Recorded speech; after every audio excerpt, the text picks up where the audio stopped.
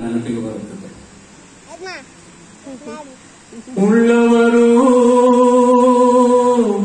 ಶಿವಾಲಯವ ಮಾಡುವರು, ಉಳ್ಳವರು ಶಿವಾಲಯವ ಮಾಡುವರು, ನಾನೇನ ಮಾಡಲಿ ಬಡವನಯ್ಯ, ಎನ್ನ ಕಾಲೇ ಕಂಬ ದೇಹವೇ ದೇಗುಲ, ಎನ್ನ ಕಾಲೇ ಕಂಬ ದೇಹವೇ ದೇಗುಲ, ಶಿವ ಹೊನ್ನ ಕಳಸವಯ್ಯ, ಕೂಡಲ ಸಂಗಮ ದೇವ,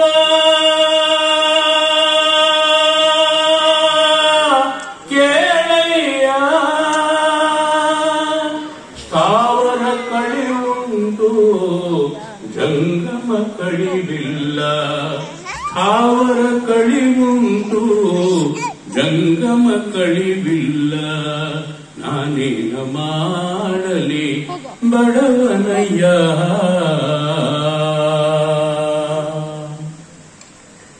ಈ ವಚನ ಯಾಕೆ ನಾನು ಈ ಸಂದರ್ಭದಲ್ಲಿ ಪ್ರಸ್ತುತಪಡ್ತೇನೆ ಅಂತಂದ್ರೆ, ಇದನ್ನ ಬಸವಣ್ಣನವರು 12ನೇ ಶತಮಾನದಲ್ಲಿ ರಚಿಸಿದವರು. ಈ ವಚನ ರಚನೆ ಮಾಡೋದಕ್ಕೆ ಸ್ಫೂರ್ತಿ ನಮ್ಮ ದೇವರ ದಾಸಿಮಯ್ಯ. ಕಾರ್ಯಕ್ರಮ ಪ್ರಾರಂಭವಾದ ಮುಂಚೆ ಮತ್ತು ಈಗ ದಾಸಿಮಯ್ಯನವರ ಅನೇಕ ವಚನಗಳನ್ನು ನೀವು ಕೇಳಿದಿರಿ, ಆಲಿಸಿದಿರಿ, ಸಂತೋಷಪಟ್ಟರಿ.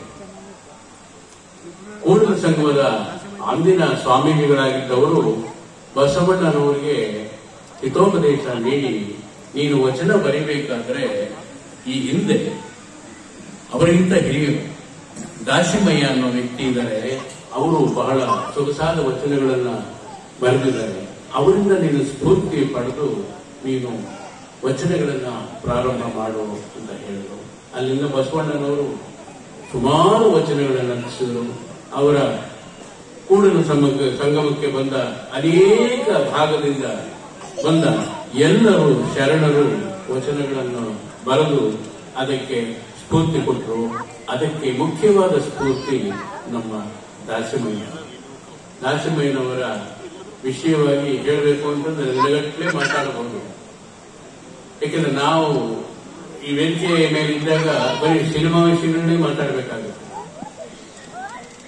ಈ ಹಿಂದೆ ರಾಜ್ಕುಮಾರ್ ಅವರ ಜೊತೆ ನಾನು ಪಾತ್ರ ಮಾಡ್ತಿದ್ದಾಗ ನೀವೆಲ್ಲ ತರದ ಭಕ್ತಿ ಪಾತ್ರಗಳನ್ನು ಮಾಡಿದ್ದೀರಿ, ಒಂದು ದಾಸಿಮಯ್ಯ ಆ ಪಾತ್ರವನ್ನ ಮಾಡಿ ಬಹಳ ಒಂದು ಸೊಗಸಾದ ಒಂದು ಕಥೆ